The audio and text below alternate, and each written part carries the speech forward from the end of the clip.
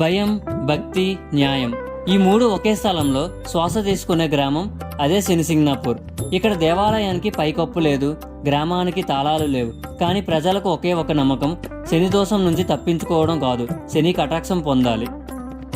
ఇవాళ మనం మహారాష్ట్రలో ఉన్న అత్యంత శక్తివంతమైన, అత్యంత విశిష్టమైన దేవాలయాల్లో ఒకటైన శనిసింగ్నాపూర్కి వచ్చాం.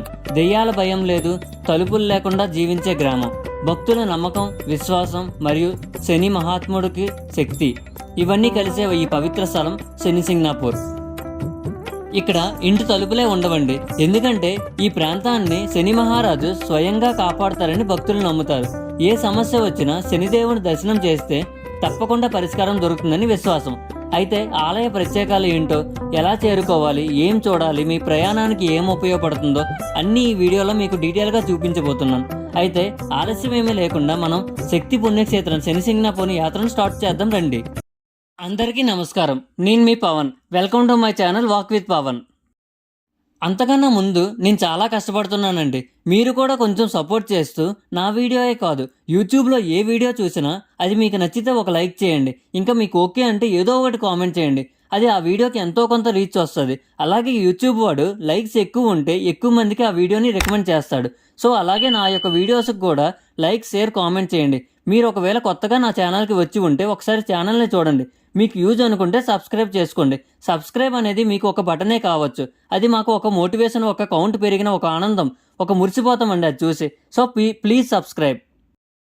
మేము ఇక్కడికి ఎలా రీచ్ అయ్యామో చెప్తాను చూడండి. మీకు ముందు వీడియోస్లో చెప్పినట్లుగా నేను ఒక్క శనిసింగ్నాపూర్కి రాలేదండి. ఒక ట్రావెల్ కంపెనీతో మహారాష్ట్రలో ఉన్న 3 జ్యోతిర్లింగాస్ షిరిడీకి వచ్చాం. సో ముందుగా మేము హైదరాబాద్లో ట్రైన్లో పూణేకి రీచ్ అయ్యాం. అక్కడ నుంచి 3 జ్యోతిర్లింగాస్ అయిన భీమశంకర్, త్రయంబకం, గ్రిష్ణేశ్వర్, నాసిక్, షిరిడి ఇవన్నీ చూసుకొని శనిసింగ్నాపూర్కి రీచ్ అయ్యాం. సో ఈ వీడియోలో మీకు శనిసింగ్నాపూర్ కోసం చెప్తాను. సో నేను ఆల్రెడీ ప్రీవియస్ వీడియోలో భీమశంకర్ కోసం, త్రయంబకేశ్వరం కోసం, గ్రిష్ణేశ్వర్ కోసం, షిరిడి కోసం ప్రతి వీడియోలో సపరేట్గా పోస్ట్ చేశా.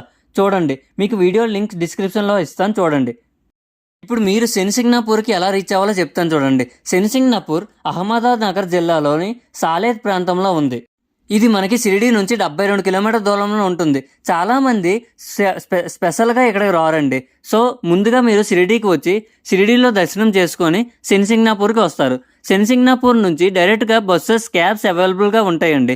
క్యాబ్స్ అయితే మీకు చిన్న క్యాబ్ అయితే 150 రూపీస్, అదే పెద్ద క్యాబ్ అయితే 200 రూపీస్ అలా తీసుకుంటారండి.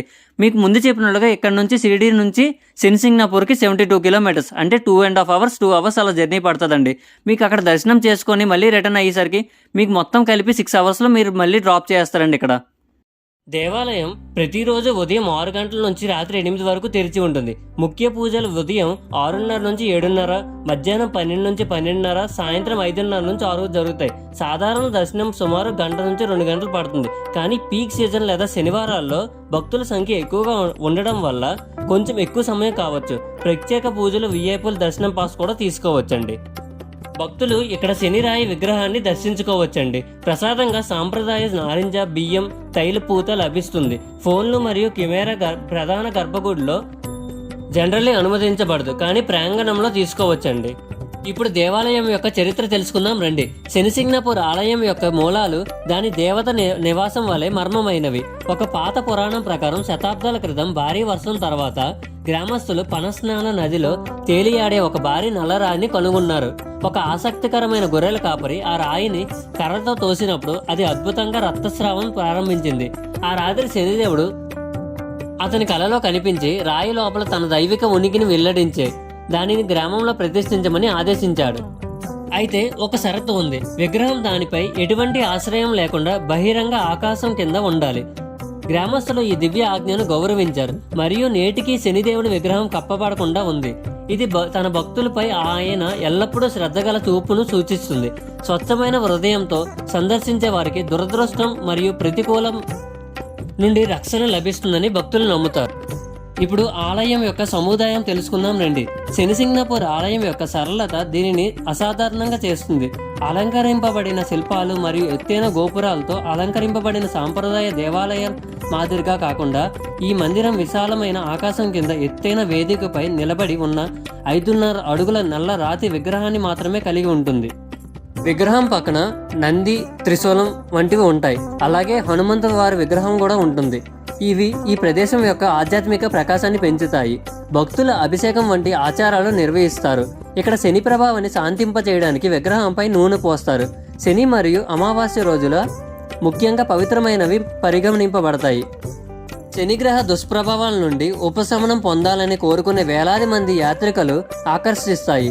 కొంతమంది భక్తులు ఆలయాన్ని చేరుకోవడానికి మైలు దూరం చెప్పులు లేకుండా నడుస్తారు.